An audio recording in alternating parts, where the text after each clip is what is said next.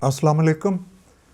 आज हम दो तीन मुतफरक चीज़ों पे बात करेंगे। 71 में बांग्लादेश की जंग भी हमने कवर कर ली। 71 में हमने इंडो पाक वार पे भी बात कर ली। अब उसके बाद का जिक्र है।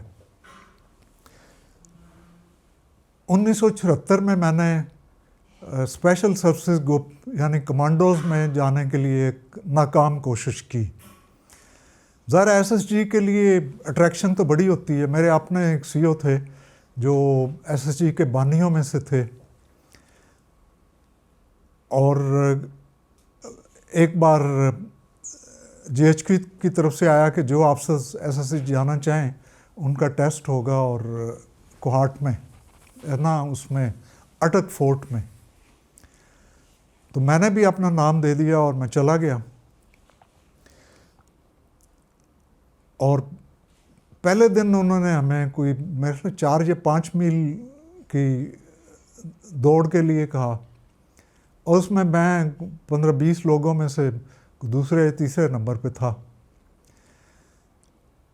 उसके बाद कुछ और टेस्ट वेस्ट हुए। शाम को ऑफिसर्स मेस में खाने पे इकट्ठे हुए, जिनमें एसएसजी के अपने ऑफिसर्स भी थे। तो एसएसजी के बारे में बड़ी मुतज़ाद ओपिनियंस हैं। पाकिस्तान आर्मी में कोई बड़ा एक्शन, बड़ा कारनामा अगर आदमी कहे कि एसएसजी ने बहैसियत एसएसजी कोई अचीव किया हो, तो वो नज़र नहीं आता। इंडिविजुअली बहादुर लोग भी थे और शहादतें भी हुई, और ईस्ट पाकिस्तान में भी और इधर भी, लेकिन ओवरऑल कोई बड़ा एक्शन जो है ना वो दिखाई नहीं देता। बल्कि अमरीकी ठुड्डे मार जनरल जो था, मैं ठुड्डे मार ही कहूँगा, जनरल पैटन, वो मुक्के मुक्के भी मार दिया करता था सबॉर्डिनेट्स को। तो ठुड्डे मार जनरल ने कमांडोज़ के बारे में ये कहा कि इनकी कोई अचीवमेंट नहीं है सिवाय ब्रैगिंग के, यानी गपशप मारने में ये बड़े ताक होते हैं, बाकी काम कोई इनका मेरे सामने नहीं है। और पैटर्न की ये बात मुझे वहाँ पे भी याद आई, जब उधर मेस में बैठे हुए थे तो वहाँ बातचीत शुरू हो गई।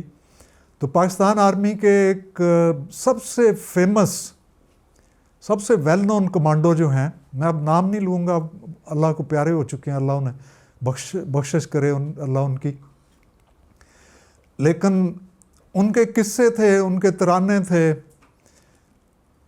और इसी तरह के तराने थे जैसे सैमसन के हैं, और यहूदियों में सैमसन के हैं, नसरानियों में सोनी लिस्टन को कहते हैं लोग, और मुसलमानों में मोहम्मद अली, और हमारे पंजाबियों में गामा पहलवान के किस्से मशहूर हैं। इसी तरह उनके भी बहुत सारे किस्से मशहूर हैं। तो लेकिन हुआ ये कि जो हमारा टेस्ट लेने वाले चीफ थे, इंस्ट्रक्टर, उन्होंने एक कहानी सुनाई मशरकी पाकिस्तान के बारे में, कि वो उनके हीरो कमांडो और 10-12 और लोग जसौर में गए और उन्होंने इंडिया तक मार की। अब मेरे कान खड़े हो गए, क्योंकि जसौर को तो मुझसे ज़्यादा कोई नहीं जानता था। तो जसौर में हुआ ये था कि ये बड़े कमांडो जो थे और अपने कमांडो दस्ते के साथ 2 जीपें लेके बॉर्डर की रैकी करने, रिकॉनेसेंस करने के लिए आए, और हमारे एरिए में आए। हमारी पलटन से कोई किलोमीटर दूर हट के। तो उनके साथ एक 2nd FF के जो राइट साइड पे बटालियन थी, उसके एक कप्तान भी थे। मुझे अफसोस है मैं उनका नाम भूल रहा हूँ, हसन या कुछ ऐसा नाम था। तो वो उनके गाइड थे। हुआ ये कि जब ये कमांडो दस्ता बॉर्डर के करीब पहुंचा, तो रेबल्स की एम्बुश में आ गए, और बड़ी शदीद फायरिंग हुई। और फायरिंग के नतीजे में ये हुआ कि इन्होंने जीपें रिवर्स की और भागे। और वो जो कप्तान था 2nd FF का, वो कहीं जीप से गिरा या कुछ देख रहा था नीचे ज़मीन पे, तो वो रेबल्स के काबू में आ गया। अब ये पीछे हट गए हैं जंगल में और उस कप्तान को उन्होंने पकड़ लिया रेबल्स ने। दे किल्ड हिम, शहीद किया, और फिर उसकी डेड बॉडी जो है ना वो सामने बड़ा दरख्त जो था पीपल का, उसके ऊपर लटका दी। अब ये कमांडोज जंगल में देख रहे थे, लेकिन चूंकि उस तरफ से फायर बड़ा इंटेंस था, लिहाजा इन्होंने बेहतर यही समझा कि वहाँ से रिट्रीट करे जाएं। तो रिट्रीट करके जब गए तो उस पल्टन हेडक्वार्टर में ब्रिगेडियर हयात भी आए हुए थे। ब्रिगेडियर हयात भी SSG के थे। तो ब्रिगेडियर हयात ने, ये कमांडो पार्टी के जो चीफ थे, जो सबसे बड़े हीरो थे SSG के, उनको बेशुमार गालियां दी कि तुम मेरे अफसर को उधर छोड़ आए हो और तुम खुद सारे भाग आए हो वहाँ से। और फिर हुआ ये कि हमारी पलटन को कहा गया कि कैप्टन एजाज नाम था उनका, कि कैप्टन एजाज की डेड बॉडी जो है ना वो रिकवर करनी है। तो फिर एक तरफ से हमने हमला किया। रेबल्स तो ज़ाहिर है वो मुस्तकिल पोजीशन तो नहीं बनाते थे ना कहीं, तो हमने एक तरफ साइड से हमला किया और दूसरी साइड से वो 2FF वाले आए, और फिर कैप्टन एजाज की डेड बॉडी जो है हमने उतारी और दफन की। और मेरे पल्टन हेडक्वार्टर से पीछे जो सड़क जाती थी, हमने उसका नाम कैप्टन एजाज के नाम पे रख दिया। तो अब मेरे सामने कहानी सुनाई जा रही थी कि जसोर में गए और हमने तहस नहस कर दिया और कलकत्ता की तरफ हम निकल गए। तो असल कहानी तो ये थी। तो मुझसे तो ना रहा गया। अब वो चीफ इंस्ट्रक्टर हैं जिन्होंने हमें सेलेक्ट करना है, तो मैंने कहा सर आपकी इन्फॉर्मेशन ठीक नहीं है, और ये तो SSG स्टाइल में आप बता रहे हैं, असल वाक़या तो ये है। तो ज़ाहिर है उनका रंग भी उड़ गया। मैंने कहा मैं तो वहाँ पे मौजूद था और हमने बाद में उनकी डेड बॉडी उतारी जो कि SSG वाले छोड़ के भाग आए थे। अच्छा, इन द मीन टाइम जो चीफ इंस्ट्रक्टर थे उन्होंने कहा मैं बाथरूम से होके आता हूँ, और फिर कभी नहीं आए। उसके बाद जो नंबर 2 थे उनके सिलेक्शन ऑफिसर, उन्होंने कहा कि नहीं ये तो कहानियाँ हैं, शायद ऐसा हुआ होगा लेकिन हम तो इसे तस्लीम नहीं करते। और वो जो हमारे साथ थे उन जितना तो बहादुर बंदा अल्लाह ताला ने इस सदी में पैदा ही नहीं किया। इतनी देर में एक आज़ाद कश्मीर से आया हुआ अफसर, वो भी टेस्ट के लिए आया हुआ था SSG के लिए, तो उसने कोई बात की, तो जिसके जवाब में कमांडो अफसर ने कहा कि देखो वो जो बाग में या डन्ना या कौन सी पोस्ट थी, वहाँ पे एक इंडियन हेलीकॉप्टर उतर आया था गलती से, और उसमें कोई सीनियर अफसर भी था। तो पोस्ट कमांडर और वो लोग थे, उन्होंने तो उसको रिसीव करने की कोशिश की कि ये कोई पाकिस्तानी जनरल उतर आया हेलीपैड पे। तो लेकिन ये अफसर जो थे कमांडो के, इन्होंने फ़ौरन रियलाइज़ कर लिया कि ये तो इंडियंस हैं, ये इनकी तरफ भागे हैं, और फिर हेलीकॉप्टर का जो पायदान था उसको पकड़ लिया इन्होंने और हेलीकॉप्टर को उठने नहीं दिया। अब ये एक और बड़ी ताज्जुब और हैरानकुन बात थी कि हरकुलिस के बारे में तो सुना था, तो लेकिन ये हरकुलिस हमारे अंदर भी कोई थे। तो वो बंदा जो उस पोस्ट पे रह के आया हुआ था, उस वाक़े का ऐनी गवाह था, उसने सर खुदा का खौफ करें, जिन अफसर का आप जिक्र कर रहे हैं कि उन्होंने हेलीकॉप्टर को पकड़ लिया और उड़ने नहीं दिया, वो आए थे उस पोस्ट पे, लेकिन एक दिन बाद, उस वक्त तो वहाँ मौजूद ही नहीं थे। वो तो हमने उनको लोगों को गिरफ़्तार कर लिया था और बाद में हेलीकॉप्टर आर्मी की तरफ से हमें आर्डर्स मिले कि आप उसको रिलीज़ कर दो, तो हमने उसको छोड़ दिया था। तो ये 2 वाक़यात जो थे, वो जनरल पैटर्न वाली बात सामने आ गई। तो उसके बाद जो SSG वाले सिलेक्टर्स थे, ज़ाहिर है वो भी बड़े परेशान होके उठ के चले गए। अगले दिन जो मेरा डायरेक्ट मुझे सिलेक्ट कर रहा था, मेरे टेस्ट ले रहा था, उसने कहा कैप्टन आफ्ताब तुमने तो अपनी बेड़ी जो है ना डबो दी है, अब तुम भूल जाओ कि तुम्हें कोई SSG में सिलेक्ट करेगा। तुमने जो हमारा सबसे बड़ा हीरो है उसके बारे में ये बातें की हैं। तो मैंने कहा ठीक है जी, आपकी मर्ज़ी। टेस्ट वेस्ट हो गए। उसके बाद कमांडेंट थे ब्रिगेडियर जीएम, तो मुझे उनके सामने पेश किया गया और ब्रिगेडियर जीएम ने कहा कि आफ्ताब, तुम इसमें कामयाब नहीं हो सके, तो अब तुम बताओ तुम क्या करोगे। मैंने कहा जी मैं इस दफ़ा कामयाब नहीं हुआ तो मैं दोबारा ट्राई करूँगा और दोबारा मुझे यकीन है कि आप मुझे फ़ेल नहीं कर सकेंगे। फिर ब्रिगेडियर जीएम ने मुझे कहा कि लेकिन तुमने यहाँ पे बहुत बुरा मुजाहरा किया है। मैंने कहा जी क्या बुरा मुजाहरा किया है? नहीं, तुम एसएसजी के ख़िलाफ़ बोलते रहे हो। मैंने कहा मैं कतन एसएसजी के ख़िलाफ़ नहीं बोला, आई एम प्राउड ऑफ एसएसजी। अगर आपने कश्मीर में या कहीं पे या ईस्ट पंजाब में आपको उतारा गया था और आप सारे मारे गए थे या गिरफ़्तार हो गए थे, तो जो कुछ भी हुआ I am proud of it, you are part of us. और बेसिकली तो एसएसजी भी इन्फेंट्री होती है और आप 19 बलूच के हैं, मैं 25 बलूच का हूँ, क्योंकि 19 बलूच वो यूनिट है जिसको एसएसजी में कन्वर्ट किया गया था और उसके कमांडिंग अफसर मेरी यूनिट के अफसर थे जो बाद में। तो ऐसी कोई बात नहीं है, लेकिन बहरहाल उन्होंने मेरे खिलाफ कंप्लेंट कर दी कि इस अफसर ने बिहेव ठीक नहीं किया। तो जब मैं वापस गया तो मेरे कर्नल ने कहा कि तुम्हारे ख़िलाफ़ तो ये रिपोर्ट आई है, लेकिन चलो अल्लाह का शुक्र है, हम तो चाहते थे कि तुम एसएसजी में ना जाओ, तो तुम अपनी पलटन में रहो। तो मैं अपनी पलटन में ही रहा उसके बाद। अब मुझे पलटन में तकरीबन कितने 5 साल हो चुके थे, तो लिहाजा मेरी पोस्टिंग आ गई। मेरी पहली पोस्टिंग आई 17 डिव हेडक्वार्टर में, जो उस वक्त खारियाँ में हुआ करता था, एज ए G3 मतलब तीसरे लेवल का स्टाफ अफसर। तो वो पोस्टिंग आर्डर जनरल सवार खान ने, जो GOC थे, उन्होंने कैंसिल करवा दिया और उन्होंने कहा कि मैं इस अफसर को पाकिस्तान मिलिट्री एकेडमी में एज ए प्लटून कमांडर भेजना चाहता हूँ। तो ये इस पोस्टिंग पे मैं नहीं भेजूँगा इसको।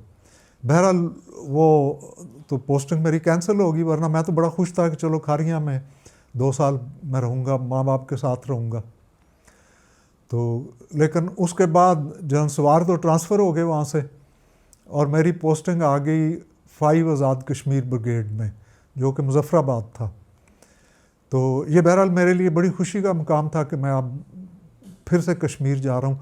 और वो ब्रिगेड उसी इलाके का ज़िम्मेदार था जिसमें मैं 69 में मैंने 3 माह गुजारे थे। तो वहाँ से भी सज़ा याफ्ता तकरीबन होके वहाँ से निकला था। तो अब पलटन से जाना जो है ना, वो बड़ी दुख की बात थी। और मुझे जो पलटन में मेरी कंपनी में आगे पीछे यूनिट अफसर्स ने जो CF किया, तो मेरे तो आंसू ही नहीं रुकते थे, क्योंकि मैं तो चाहता था कि मेरी सारी ज़िंदगी जितनी सर्विस है इसी पलटन में गुजरे। क्योंकि जिस पलटन में वो लोग थे जो मेरे दाएं बाएं, जिन्होंने जंग लड़ी थी, वो लोग थे जो मेरे दाएं बाएं आगे पीछे शहीद हुए थे, तो वो तो सारा सरमाया उसी पलटन का था। तो मुझे उस पलटन से ज़्यादा अजीज़ कौन हो सकता था। मुझे ना प्रमोशन चाहिए था, ना कोर्सेज चाहिए थे, मैं तो उसी पलटन में जीना और मरना चाहता था। लेकिन बहरहाल हुक्म हाकम मुझे जाना था। और कोहाला तक, रावलपिंडी कोहाला तक जाते जाते मैं लिटरली, मेरे आंसू ही नहीं थाम रहे थे और मैं छुपा रहा था कि बस में बैठे दूसरे लोग क्या कहते होंगे कि इसको क्या हो गया। मुझे पलटन से जाने का इतना दुख था। बहरहाल मैं 5AK ब्रिगेड में पहुंचा और वहाँ मेरी पोस्टिंग एज GSO 3 थी। इंटेलिजेंस और ऑपरेशंस का एक जूनियर अफसर होता है, स्टाफ अफसर। दूसरे चौथे दिन जब मेरी ब्रिगेड हेडक्वार्टर से फेमिलराइजेशन हो गई, तो मुझे ब्रिगेड कमांडर ने बुलाया, जो ब्रिगेड हेडक्वार्टर के चीफ थे, सेक्टर कमांडर थे जो। तो मुझे उन्होंने कहा कि आफ्ताब, मुझे बड़ी खुशी है तुम इस ब्रिगेड में आए हो, मेरे स्टाफ अफसर बने हो, लेकिन पहले तुम्हें ये पूरा जितना एरिया मेरे कमांड में है ये सारा तुम्हें देखना होगा। मैंने कहा जी मैं तो बहुत खुशी से देखूंगा, मैं तो ब्रिगेड हेडक्वार्टर में रहने की बजाय रहना ही चाहूँगा कि मुझे FDL पे आप रखें, मोर्चों में रखें। तो वो हंस पड़े, कहने नहीं अब तुम्हें वो टेस्ट भी मिलेगा। तो उनके सामने नक्शा पड़ा हुआ था, नक्शे पे उन्होंने आर्मी का नक्शा, आपको पता है छोटे छोटे डब्बे वब्बे होते हैं जिनमें 1 इंच बराबर 1 मील या 500 गज या मुख्तलिफ होते हैं, मुख्तलिफ स्केल्स के। तो उन्होंने नक्शा सामने रखा हुआ था और नक्शे पर उन्होंने ऐसे हाथ मारा, रेड पेंसिल ली हुई थी और एक पॉइंट मुजफ्फराबाद से मारा और आगे तक चले गए, और जिसमें सारी नीलम वैली भी आ गई और नीलम वैली के एंड तक, जहाँ तक उस वक्त तक आर्मी मौजूद थी। उससे आगे तो नॉर्दर्न एरिया शुरू हो जाता था ना, जहाँ पे ये स्काउट्स और NLI वाले लोग हुआ करते थे। तो वो उन्होंने लकीर मारी थी मुजफ्फराबाद के बिल्कुल ऊपर एक पहाड़ है, आप में से बहुत सारे लोगों ने देखा होगा, पीर चनासी। तो उन्होंने पीर चनासी से लेके लकीर मारी और आगे नौशहरी और टिटवाल सेक्टर पूरा, और फिर जूरा सेक्टर पूरा, और फिर 8 मुकाम, और फिर आखिर में ब्रिगेड की पोस्ट थी जूरा, क्या नाम था, बोर पोस्ट तक। तो उन्होंने कहा कि बस अब तैयार हो जाओ, कल का दिन है तुम्हारे पास, और फिर जस्ट मूव आउट। तो गाइड्स वाइड्स मुझे मिल गए और सारा ये पैदल जाना था, 100 मील या 100 मील से ज़्यादा, और सर्दियाँ थी, बर्फ़ पड़ी हुई थी। तो बहुत बड़ा इम्तहान भी था, बहुत बड़ी एडवेंचर भी थी। लेकिन इसमें ये हुआ कि हम सुबह चलते थे, शाम को किसी पोस्ट पे किसी गार में खो में पहुँचे, वहाँ रात गुजारी, अगली सुबह फिर चल पड़े। और जिन इलाकों में पलटने नहीं थी, यूनिटें नहीं थी, उनमें कुछ चने और कुछ मीठी रोटियां और कुछ चीज़ें रखी हुई थी और जिन पे गुजारा होता रहा। और अल्टीमेटली हम पहली पलटन में पहुँचे, तो वही पलटन थी, आज़ाद कश्मीर की एक बटालियन थी। तो उस पलटन की पहली पोस्ट वही थी जिसमें मैंने वो विजिटर्स बुक में लिखा था, ऑर्गेनाइज बगरी वाला इशू जो था, और जिस पे मुझे अच्छी खासी मेरी किट लगी। तो वो पहली पोस्ट जो थी उसी पे हम गए। तो रात को 12 बजे करीब मैं उस पोस्ट पे पहुंचा, मेरे साथ 2 गाइड्स थे। तो पहाड़ पे ज़ाहिर बर्फ़, हर तरफ बर्फ़ तो थी। तो वो 6000 फुट ऊंची थी, तकरीबन 6 या 6.5 होगी। तो जब हम ऊपर पहुंचे हैं तो चांद की चांदनी थी, शायद 14वीं का चांद ही था, काफ़ी रोशनी थी। ऊपर बर्फ़ में जब चांद चमकता है तो फिर और ज़्यादा लाइट हो जाती है।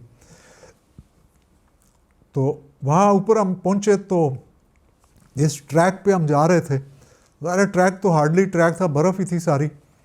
तो उस पर मैंने देखा कि 2 आदमी दाएं बाएं हुए हैं। तो पोस्ट कमांडर को तो पता था कि ब्रिगेड हेडक्वार्टर का G3 रात को किसी वक्त पहुंचेगा। तो लेकिन वो तो अपने बंकर में दबा हुआ था, जहाँ आग जल रही होगी, अंगीठी होगी, कोयटा स्टोव लगा होगा। तो वो 2 बंदे मैंने देखा कि, और मैं समझा कि शायद मेरे इस्तकबाल के लिए आए हैं। तो मेरे साथ वाले गाइड ने उनको बुलाया, तो वो आ गए। तो मैंने उनसे पूछा कि आप में से पोस्ट कमांडर कौन है? उन्होंने कहा जी पोस्ट कमांडर तो मैं हूँ। तो मैंने कहा चलो पोस्ट में ले जाओ। उसने कहा जी मेरी पोस्ट पे तो कब्ज़ा हो गया। मैंने कहा किसका कब्ज़ा हो गया? दुश्मन का कब्ज़ा हो गया। साथ दूसरा जो जवान था उसने कहा सर बलाइयाँ हैं, बलाइयाँ। मैंने कहा बलाइयाँ क्या होती हैं? हाँ बलाएँ। मेरे साथ वाले गाइड ने कहा जी बलाओं को बलाइयाँ कह रहे हैं। तो मैंने कहा तुम तो कह रहे हो पोस्ट कमांडर हो। उसने कहा जी मेरी पोस्ट पहाड़ के नीचे है, पहाड़ से थोड़ा सा 200-400 गज नीचे मेरी पोस्ट है, उसमें हम 8-10 लोग थे, तो उस पर तो कब्ज़ा हो गया दुश्मन का। तो मैंने कहा असल पोस्ट कमांडर किधर है पीर साहबा का? उसने कहा जी वो तो उधर है सूबेदार साहब। तो मैंने कहा सूबेदार साहब को छोड़ो, तुम मुझे अपनी पोस्ट पे लेके जाओ। उसने कहा सर उधर तो कब्ज़ा हुआ। मैंने कब्ज़ा हम छुड़वाएंगे। अब एक अजनबी यूनिट है और एक अजनबी कप्तान और गाइड साथ लिए हुए हैं। तो मैंने फ़ैसला कर लिया कि जिस पोस्ट पे दुश्मन ने आके कब्ज़ा कर लिया है, मैं पहले उस पोस्ट को छुड़वाऊँगा और फिर मैं पीर साहबा के कंपनी या प्लटून कमांडर से मिलूँगा। अब ये अजीब सी बात लगती है कि आपका उस पलटन से और उस कंपनी से तो कोई तल्लक नहीं है जिसकी पोस्ट पे कब्ज़ा हो चुका है, और उसका पोस्ट कमांडर और कंपनी कमांडर जो है उनको खबर ही नहीं है और वो जवान उधर से भागे हुए हैं। तो मैंने उन दोनों को साथ लिया। जब हम थोड़ा और आगे गए तो मकई के खेत भी थे, मकई थी या कुछ और जंगल में बुशेस थी। तो मैंने देखा कि एक आदमी उनमें घुसा है, तो मैंने उस पर शाउट किया, मैंने कहा तुम भी निकलो बाहर। तो वो भी बाहर निकला और सामने आके खड़ा हो गया, लरज रहा था। इतनी देर में वो पोस्ट कमांडर को मैंने बोला तुम शाउट करो और जितने आदमी इधर उधर तुम्हारे छुपे हुए हैं सबको बुलाओ। उसने आवाज़ दी, अपना नाम लिया कि सारे बाहर निकल आओ और कप्तान साहब आ गया। जब कप्तान साहब सुना उन्होंने तो वो सारे उस ट्रैक पे आ गए। अब मैंने उनसे पूछा कि मैंने कहा पोस्ट किधर है, मुझे दिखाओ, और अपने हथियार जो हैं इनमें सब में मैगज़ीनें भरी हुई हैं तुम्हारी कि नहीं, हम उस पोस्ट पे हमला करेंगे जहाँ दुश्मन ने कब्ज़ा कर लिया है, और मैं कंपनी कमांडर से तुम्हारे से या प्लटून कमांडर से मिलने से पहले उस पोस्ट पे कब्ज़ा करवाऊंगा और तुम ही से करवाऊंगा, और अगर तुमने कोई गड़बड़ की तो मैं तुम्हारा कोर्ट मार्शल करवाऊंगा। मैं ब्रिगेड हेडक्वार्टर से आया हूँ, मुझे ब्रिगेड कमांडर ने भेजा है। ज़ाहिर है उनको थोड़ा दबाना भी था। तो हम चल पड़े पोस्ट की तरफ, और फिर ऊपर एक चट्टान पे जब पहुँचे तो उसने मुझे कहा कि सर वो नीचे वो जो बंकर नज़र आ रहा है ना, वो 2 बंकर हैं, वो हमारी पोस्ट है। तो मैंने कहा उस पोस्ट पे तो कोई दुश्मन नज़र ही नहीं आ रहा। कहता सर अंदर होंगे। मैंने कहा अंदर हैं तो फिर फायर करो। मैंने उनमें एक जो मुझे लगा कि कोई दिल गुर्दे वाला है, उसको मैंने कहा कि तुम ये तुम्हारे पास लाइट मशीन गन है, तुम इधर चट्टान से नीचे फायर करो उस पोस्ट पे। उसने पट्टा दबा दिया और तर पूरी हुई, और इतना फायर हुआ कि सामने बीच में वादी थी और उससे ऊपर इंडिया का पहाड़ था, कि इंडिया के पहाड़ से भी फायरिंग का जवाब आ गया। तो लेकिन चूंकि वो भी दूर था, हम भी दूर थे, उससे कोई नुकसान तो होना नहीं था किसी का। तो फिर मैंने उन्हें कहा कि चलो आप अंदर चलो, यहाँ पे कोई नहीं है। तो फिर मैंने देखा फिर भी रिलक्टेंट है। पीछे से मुझे आवाज़ आई सर बलाइयाँ भी हैं, बलाइयाँ नज़र नहीं आती। मैंने कहा हद होगी यार, ये बलाइयाँ क्या चीज़ है। मैंने कहा चलो मैं आगे लगता हूँ। तो मैं आगे चला और मैं उधर नीचे उतरा। नीचे थोड़ी सी ओपन स्पेस थी, साथ एक बंकर था, 1-2 मोर्चे थे। तो मैं उधर जाके तो खड़ा हो गया। मैंने कहा आप नीचे उतर आओ सारे, अपनी पोस्ट को दोबारा संभाल लो। अच्छा, पोस्ट में सारे बैठ गए। चीड़ का एक दरख्त था, अकेला दरख्त, उसके साथ ऊपर तो जंगल था दाएं बाएं। तो बाद में मैंने सोचा, फिर मैंने उनसे पूछा कि ये कैसे हुआ। तो फिर उनमें से उन्होंने बताया कि सर हम इधर सोए हुए थे और फिर आवाज़ें आनी शुरू हो गई, फिर पहाड़ से पत्थर गिरने शुरू हो गए, फिर चीखें मारनी शुरू कर दी चीज़ों ने, और फिर कोई शेर बोला, कोई भेड़िया बोला, रीछों की आवाज़ें आईं। तो उससे हम डर गए कि हमने कहा कि ये तो सारे हम पे हमला करने आ रहे हैं, तो उठो और निकलो इधर से। खुदाया, एक फॉरवर्ड पोस्ट जिसमें हमारे बेस्ट ट्रेंड लोग मौजूद हैं, हमारे बेहतरीन हथियार उनके हाथों में हैं, और नीचे पहाड़ से, चूँकि नीचे बंदर थे, रीछ भी थे, रीछ तो मैंने भी देखे, रीछ थे, कोई कूंजें थीं, क्योंकि बहुत सारी कूंजें उड़ी वहाँ से जब फायरिंग हो रही थी। तो वो, लेकिन अफसोस की बात ये थी कि वायरलेस कम्युनिकेशन नहीं था इनका। भाई आपने एक फॉरवर्ड पोस्ट बनाई है तो उसको टेलीफोन लाइन दो, उसको वायरलेस दो। तो बहरहाल मैंने बाहर निकल के तो मैंने पोस्ट कमांडर को कहा कि मैंने तुम और ये 2-3 जवान जो है ना, मैं तुम सबको अरेस्ट कर रहा हूँ, और जो अच्छा जवान मुझे नज़र आया था मैंने कहा तुम अब पोस्ट कमांडर हो, तो इनको मैं लेके तो आपके कंपनी कमांडर के पास जा रहा हूँ। तो उनको लेके मैं निकला, इतनी देर में वो ज़ाहिर फायरिंग वायरिंग हुई तो उनका सूबेदार भी उठ के आ गया। तो सूबेदार को मैंने बताया कि ये 3 आदमी जो है ना ये अंडर अरेस्ट हैं और बाकी पोस्ट पे आप कोई और आदमी भेज दो और पोस्ट को स्ट्रेंथन करो, मजबूत करो और को खुदा का खौफ भी करो। तो ये एक वाक़या ऐसा है कि जिसमें बलाइयों ने हमारे जवानों को अपने मोर्चों से भगा दिया। तो लेकिन फिर मैं सोचता था कि मेरी किस्मत में क्यों लिखा हुआ है। मशरक़ी पाकिस्तान में सरहद छोड़ के लोग भाग आए, मगरबी पाकिस्तान में एक बटालियन कमांडर सरहद छोड़ के भाग रहा है और यहाँ पे बंदरों और रीछों की आवाज़ें आने के बाद ये पूरी पोस्ट खाली कर दी गई है। तो ये क्या हो रहा है? तो मैं उसमें यही समझता हूँ कि इसमें किरदार की कमज़ोरी है, इसमें लोगों को अपने बेस कैंप से, अपनी तारीख से बिल्कुल मुनक़ता कर दिया गया है। तो जब तक जवानों को, अफसरों को, जवान से जनरल तक कुरानुल हकीम, सीरतुन नबी, ग़ज़वात और फतूहात इस्लामी दौर की और फिर पाकिस्तान की जंगें नहीं पढ़ाई जाती तो उस वक़्त तक किरदार नहीं बदल सकता। अब ज़ाहिर है मैं तो उस फ़ौज की बात कर रहा हूँ जो 73-74 में थी। आज के हालात क्या हैं वो मैं नहीं जानता, क्योंकि हालात बेहतर तो क्या होने हैं, पूरी दुनिया में वही है कि करैक्टर की तो तनज़ली हो रही है ना, और पाकिस्तान भी पस्ती की तरफ ही जा रहा है।